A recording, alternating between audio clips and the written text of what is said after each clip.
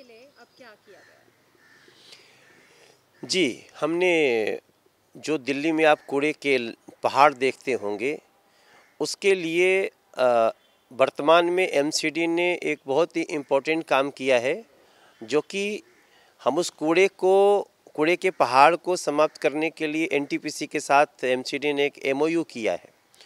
और इस दिशा में हम उन छोटे छोटे जो दिल्ली के अंदर कूड़े के पहाड़ अभी बनने शुरू हुए थे, उन लोगों उसको भी हमने हटाना शुरू कर दिया है। उसका एक उदाहरण भी दे सकता हूँ आपको। शाहदरा नाले के पास, पड़पड़गंज के पास करीब 1400 ट्रक ऐसा कूड़ा जमा था। हालांकि वो फ्लड की जगह थी, लेकिन चूंकि लोग समझते हैं कि कूड़ा है तो वो एमसीडी का ही जिम्मेदारी है। निश्चित रूप से ऐसा होता नहीं है। जब फ्लड पे है, फ्लड की जिम्मेदारी है, पीडब्ल्यूडी की सिल्ट है, उसकी जिम्मेदारी है निकालना, फिर उसको सही ढंग निष्पादन करना।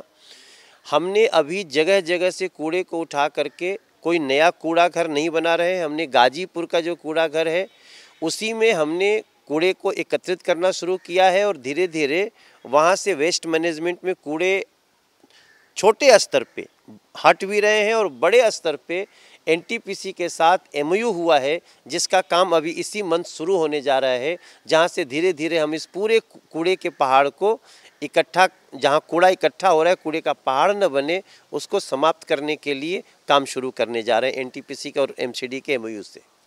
यहाँ तक कि आप पीछे जब एक भलसुआ पे जाएंगे, जहाँ बहुत बड़ा कूड़े का पहाड़ है, उसके ठीक बगल में एक जो कूड़े का पहाड़ था, उसको हमने कूड़े के पहाड़ से उसको ऐसी कुछ केमिकल्स का भी प्रयोग हुआ कि अब वो मिट्टी का पहाड़ हो चुका है, और उसका भविष्य में अच्छा उपयोग हो जाएगा। उस पर पेड़ लग गए हैं, वृक्ष लग गए हैं। 2 पहाड़ है वहाँ पे, आप कभी भी जाते जाते देख सकते हैं। उसके लिए एमसीडी को धन्यवाद भी दिया जाना चाहिए, उनकी कोशिश को। लेकिन एक समस्या भी आती है कि जब दिल्ली सरकार एमसीडी से बदले की भावना के साथ जब ट्रीट करने लगती है, तो वहाँ पे कई ऐसे नए जगहों का चुनाव, कूड़े को निष्पादन करने के लिए, वेस्ट मैनेजमेंट के लिए नई नई स्थानों का चुनाव, इसमें कई बार दिल्ली सरकार और एमसीडी के झगड़ों में कई काम फंस जाते हैं। लेकिन हम भलसुआ के पहाड़ को भी सदा हटाने के लिए एक और उपाय कर रहे हैं। हमने जापान से एक टेक्नोलॉजी मंगाई है, जिस पे अभी इसी महीने हम आगे बढ़ने वाले हैं, जिसमें जहाँ से कूड़ा निकलेगा जिस मोहल्ले से, हम उसी मोहल्ले में प्रतिदिन लगभग 24 मीट्रिक टन कूड़े का निष्पादन एक मशीन से वहीं हो जाएगा, जिससे कि वो धुआं भी नुकसान वाला नहीं है, इको एनवायरनमेंट वाला है, इको फ्रेंडली है।